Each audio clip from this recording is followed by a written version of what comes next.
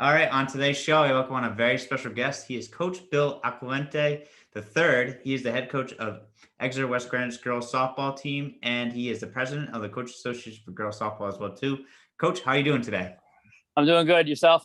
Doing well, Coach. I hope I got the last name right. I usually have a bad habit of getting it. Yeah, I've been living with that my whole life. Aquilante. It's good. It's as good as it gets sometimes. Yeah, yeah, I gotta give it a best shot. Give it a win for it. Coach, I ask everyone this. It's been a little, we've been dealing with some crazy times with the pandemic, and last year you guys didn't really have a season with softball. But like, how you doing during these COVID times?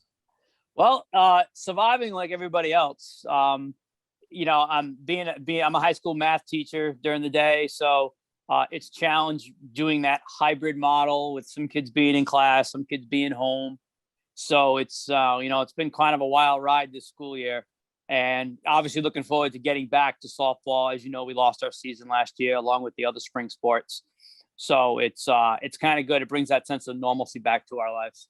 Yeah, it's nice. It's nice to see that like all the sports are really kind of getting kicked off and starting to go well with everything. I know there's been a lot of meetings, but it seems like you guys are gonna have a season, which is very exciting. To have the season. But before we get to talk about the season that's coming up this year, I don't know, how did you get into softball Oh, coaching? interesting. My second year teaching, 2006. I'd always wanted to get into coaching, and it was the first job that popped up, the assistant softball coach at Pilgrim, 2006. I said, hey, what the heck? I applied for it. I was the only person who applied, so I got the job. That's awesome. And then I kind of went on from there. I took over as varsity coach in 2008. After the consolidation, I moved on to Exeter West Greenwich in 2017. I've also been involved in the recreational league in my town of North Providence. I've also been involved in travel. I've been on boards. I've had duties such as treasurer, tournament director. So I've been involved with it pretty good for about 15 years. Wow, that's amazing. That's absolutely crazy. So you've been in the sport for a long time. How does it feel too, as well, to be the president of the Coach Association? What's that like responsibility, and how's that been like? Well, I it's one of those jobs no one wants to volunteer for, but I volunteered for it.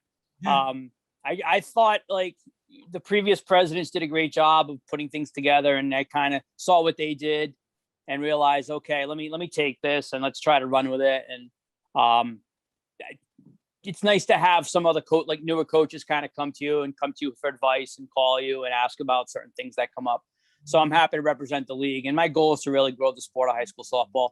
We've got 49 schools playing right now, which is, maybe just about the highest total in any sport. Maybe basketball's got a few more, but we got to keep growing. We're having some battles this year with numbers and things like that. But we want to get it, we really want to build it up where it's, to grow the sport as great as we can.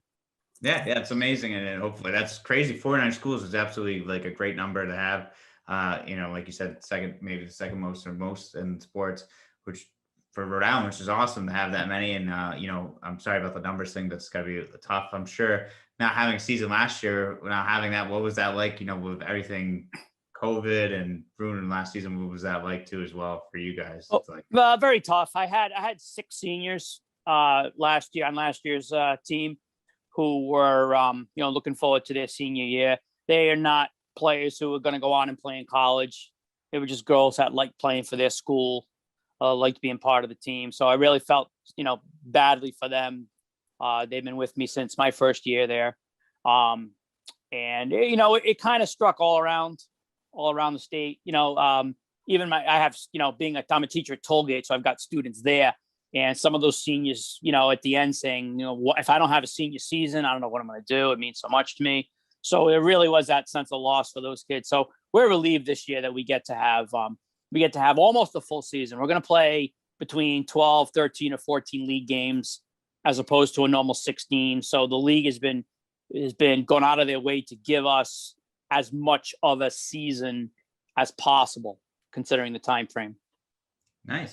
That's awesome. And then what's the new safety rules for everyone that has to be, for this year's season and everything that's coming up? Well, we have some protocols in place. They are requiring masks to be worn at all times on the field, which can be, you could question that because it's an outside sport. The distancing sometimes is there. But we understand that we've got to take all the precautions necessary to be absolutely safe. We're going to be in charge. Teams and coaches will be in charge of sanitizing the game balls and the equipment. There are some regulations against sharing equipment, dugout space, things like that. Conferences as well. If we're going to talk to an umpire about a call or visit the pitcher or even have a home plate conference before the game, it's limited as to amount of numbers and some spacing issues involved. But I think especially with our sport, it's about as closest to the game. There's really nothing that is going to affect the play on the field with any of the safety protocols. That's great. Yeah, it's pretty spread out, being like, you guys pretty much 6 feet away unless someone's on base. That's like the nice thing, or if there's a batter and the catcher's already masked up. But what's it like too for the dugout? Because how do you guys like separate in the dugout? Like, how's that going to work? Well, we haven't really worked it out yet. Our home field's we have a small dugout at Lynham. Yeah. So we have a little cage area too. So we're going to kind of work it out. The regulation says no more than 20 players at a time dressed. We don't have 20 players in our program, and most teams won't carry that many. Teams with numbers that big will have a JV team. So we don't anticipate any problems there. We can spread out a little bit and distance ourselves. So we'll kind of work on those, those little aspects of it the closer we get to the season. Yeah. That's pretty cool. Well, it's nice that you guys actually have a season that are going to begin. Well, we're ready to go for pitchers and catchers. Teams could have pitchers throw if they like, much like baseball does, to get them acclimated. It was a vacation week, so it wasn't always easy to get, teams to get people to. We take everybody we can. Practice is on Monday, April 26th. Gonna work playoffs and everything like that as well too. Playoffs will be a single elimination format this year. Yeah, we've gone to have been asking for this for several years. Thought that it might be the thing to do. We did a study to the number of mercy rule games. The teams at the top of Division II games. That doesn't help anybody. Trying to give out more trophies. That's not as much, schools and the urban schools that don't, to have all those schools be in the same division and be able to play each other, two of the more successful ones up to a higher division where they can't be competitive. We've had as many as 24 teams in Division II. I feel that's too many. I think division between 12 and 15, 12 and 16 is appropriate. With 48, 49 schools, four seemed well. Well, we're excited about it. There's no guarantee we'll be able to keep it past this year. But it's a good chance to hopefully the competitive balance comes back and we have a lot more competitive games. That's all. I think it's a great idea. I mean, like you said, if they don't have a feeder program or the middle schools don't have a feeder program, I think it's beneficial more for the girls as well too. And, to get to learn as well too, instead of just jumping right into the sport and, you end up playing like, like a really good Division I or Division II or Division III team that just the problem would be the better teams in Division III when there's a 3 team, and it was always the same schools. Central and Classical run good programs, so they were always kind of at the top echelon of Division III. Formula puts them in Division II. They're not quite ready for Division II. In some cases, they've got players who can compete, but a lot of cases they don't, through no fault of the program or the school. 15, 20 run games don't help anybody. Yeah. Nobody's learning. When a team's ahead 15-0, they're not learning. When the team is behind 15-0, they're not learning. There's no improvement going on there. It's frustrating for the team that's ahead because they're trying not to score runs, and it just becomes. And there's no clock in softball. We have a mercy rule, but again, there's no clock. It's not like we can in basketball run the clock out. It's just it happens. If you can't get out of an inning, it goes and goes and goes and goes. Yeah, well, I think it's a great idea. I think it's the best way for kids to learn and get the feet underneath, like get the feet wet in the softball league as well too, and learn and become better. And hope you guys can keep the same format. And need someone to help go to war with you on that one. I'll go to war with you on that one. So I'll help you out with that. Yeah, no problem. But you must be excited for the season, and I think we want to talk some outlook of the season and who to watch out for and what we got planned. Who's going to be tough teams to look out for in each division? Do you want to talk about that? Yeah, I'll do it as best I can. Remember, we don't have a last season to go by, so a lot of coaches really don't know what they have. Usually, when you enter a season, you got a pretty good idea of where you think you'll fit into some standings, but it's going to be tough this year with 2 years gone by. If I were to roll through the divisions, the Division I, Again, we're going to have 11 teams in Division One. It's an odd number, but again, we decided that we're going to just take the schools that feel like they can compete in Division One. You've got LaSalle as your defending champion. They defeated Coventry in the finals. I like Coventry a lot. I think they've got a really good team. They're really deep. They have probably the predominant public school program in the state. They can compete with anybody at any level, and I think they got a great shot to take the title this year. Got a couple of sleepers as well. And again, if I don't mention your school, don't. It's not on purpose. I don't want the coaches coming at me saying, "Hey, talk about." In fact, they might be more upset. They're going to get maybe teams that are looking out for them. Welcome.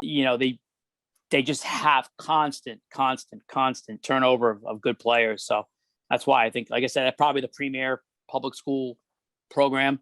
There's a lot of good programs out there, that I won't mention as well. So again, I don't want to, without mentioning all 11, I just picked a couple to kind of throw out there. So. Yeah, no, it's good. No, I like it. This is great. No one DM coach, leave him alone if you. When I get to Division III, it's going to be tough because then I was going to talk about my school and my own players will be mad at me. Is there now? What do you got for D2? D2, I think I got two teams that that come right to the top. That's going to be Bayview and Scituate. Bayview, I think they've got 6 or 7 college level players ready to go. I think they're a very solid program. Scituate has I believe the best player in the state, Haley Venturini. If you've ever seen her pitch, it's just something to behold. She dominates on every level. She keeps them in every single game. And as long as she's there, they've got a chance. They actually lost the championship 2 years ago to South Kingstown. South Kingstown, the defending champ. I don't know a lot about South Kingstown as far as what they're returning. I know that they built a really good program down there, and it culminated in a championship in 2019. So, again, without really having a lot of knowledge of the players down there, I'm assuming that they're still going to be around and they're still going to be pretty good.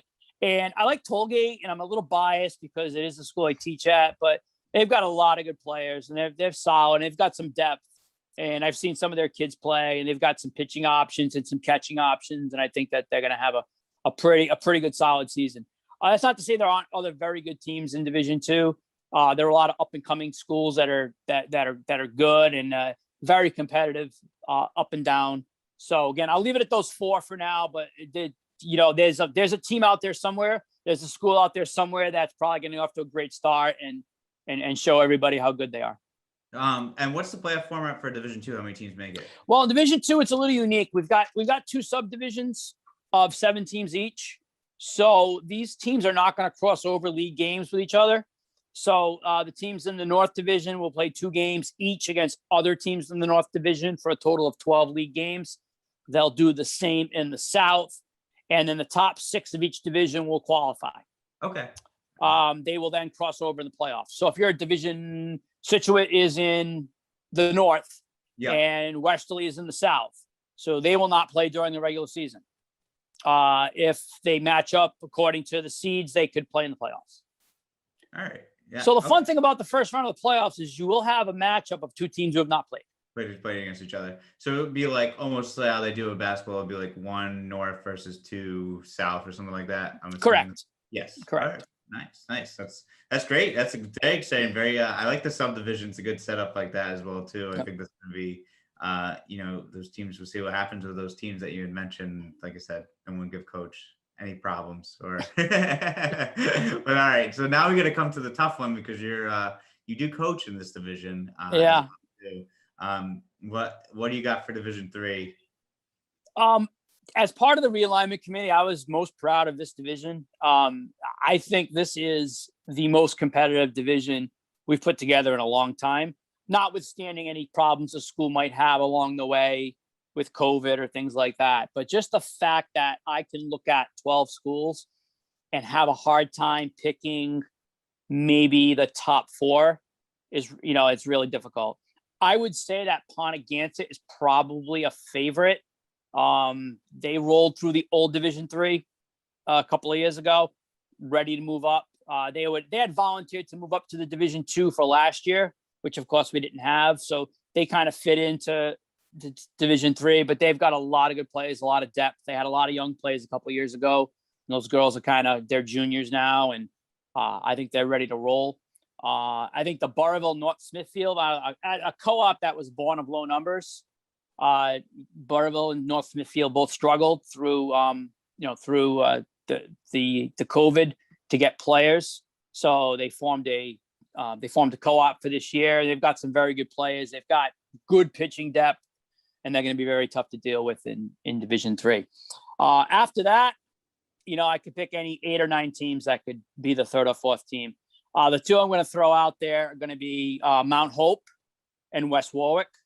Mount Hope, based on having a young team a couple of years ago and being competitive and adding a couple pieces, and West Warwick also based on the same. And West Warwick's always had a good program, and I just have a hunch about them. I think they're going to be really good, so I put them out there. And I know I'll probably get a text from coach at some point telling me why did I mention them, but again, it would not surprise me if any of the teams in Division III.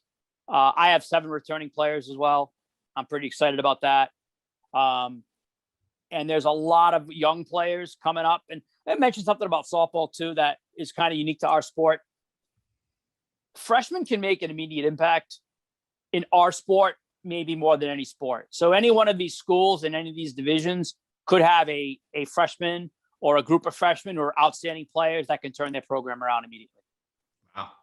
Whether it be mostly a pitcher, but also other players. So, there could be a school here that I've looked at and not aware of that has a good freshman class, and all of a sudden becomes a top tier program in that division. It does happen. So that's crazy that you can get a good group of 8th graders or a couple, 8th graders coming in as a freshman, and then that group of freshmen turn into be, you're starting whatever, it could be your starting, you can put them in the lineup and then you get a couple more, and then that you could have a dominant team that makes a run and could change everything. It's more common than you think. Freshmen I've had through the years, they're not afraid to step in there and just and jump in the lineup, jump into the pitcher circle, be the starting catcher, the starting shortstop. It's common. It really is. A lot of these girls come in as freshmen. They played a lot of softball. Sometimes their experience level because of the travel, because they're playing, in the 14U level, some of these organizations are playing 8, 9, 10 tournaments. So they're ready. They hit the ground running. There's nothing they haven't seen before as freshmen. So it really is a game changer for a lot of programs. Wow. That's crazy. That's amazing. I had no idea. That's crazy what that could happen and could change. Like you said, there could be a sleeper team that we just don't know about that could have a 9th grade group that could help them out. So what's the playoff format for Division III?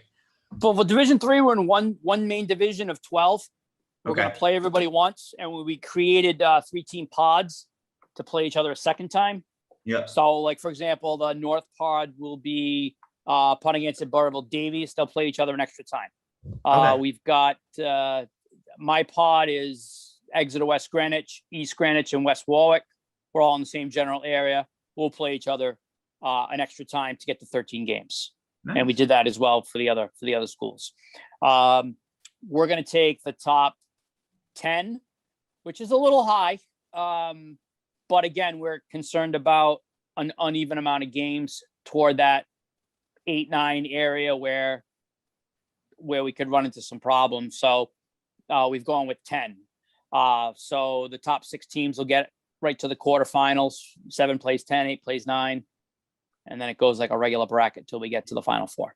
Yeah. Wow. That's awesome. That's exciting to get that going as well too. And what do you got for Division 4A and Division 4B? Well, A and B, I didn't have it broken in. The Division 4 is almost impossible to, you don't know. Block Island is always good at their sports. They're always competitive. Yeah. For a school that has so few students, they have good numbers. They've been very competitive. I think they'll be one of the top teams in Division 4. Playing there has some unique challenges as far as travel. Sometimes they'll play double headers on the island or away. So they overcome all of those things, and they always have a solid product. And they'll be very competitive in that division. Central Falls is another school that seems to be doing it pretty well. Last time I saw Central Falls, they had some really good players, some good athletes, experience, some pitching, some catching, and they're always one of those schools that they do very well in their division. They're tough to play against. Central and Classical have always been programs that have done very well toward the top of Division 4. But again, like we don't know. We really don't know. It's really it's who shows up and, hey, I got this kid. And sometimes in some cases, Paul Cuffey, for example, is a charter school. Yeah. They might get a kid who's an athlete. They might not. A kid might go to Central because of the Career Center program and not go to a different school. So it really is kind of up in the air as to what happens at some of those smaller schools. But again, Block Island, Central Falls, I'll say those two. Again, that's a hunch. I'll probably be dead wrong, which is fine. Again, trying to predict, it's like trying to predict the weather. You just kind of look at something and say, I think they're going to be pretty good. But I like the competitive balance there. And I like the fact that all the teams are, I think all the schools can compete and win games. My hope is to have no winless teams and no undefeated teams in any of the divisions. That'd be great. That's a good hope to have. That'd be awesome. I mean, that'd be like, I'm glad that you did the realignment and made it work out for you guys, and made it like you want to make it competitive and want to make softball, very competitive here in Rhode Island, and not have like this huge distinction. Like you said, you want to have teams that lose and win games. You don't want either or on the spectrum. So I think it was a great decision on your behalf. What it is. I think you guys are doing the right thing, and I think it's going to help gain some interest and see a lot more people trying out and stuff like that as well too. Yeah, the league was great. The league was outstanding in the realignment process. They really, they work, they do whatever as much as they can within the guidelines to try to make it fair for everybody. So, it was a good process this year, and I look forward to working with them again after this season, because this alignment's only for 1 year. I'm really looking forward to working with them going into next season as well. So I can't say enough good things about the way they handled it. Yeah, it's great. It's really great. And what's like the one thing you're just looking forward to being on coaching again? What's the one thing you're looking forward to just being back on the field? I'm going to look forward to coaching games in good weather. I don't like the cold. And if there's a silver lining to a later start to the season, it's that the weather should be a little better. Hopefully, again, we know New England weather can do anything. Hopefully not as many rainouts. Rainouts would really put a damper into our season. We're so condensed.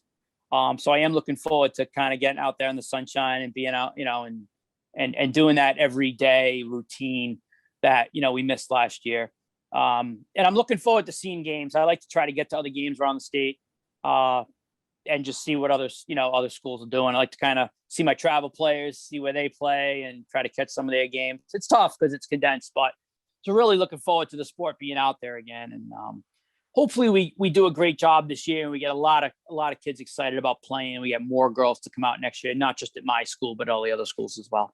Yeah, definitely. I hope so too. I hope it gains some traction, some interest. Now, what's going to happen now for like viewership? Like, who can watch? Are there going to be? Can people attend games, or is it going to be like is it going to be like games online? Is there like a limit of people who can be there? How's that I think we're pretty good attendance wise. I know a lot of the restrictions got lifted. I know the governor's new restrictions. He has some on May 7th and then some others on May 28th.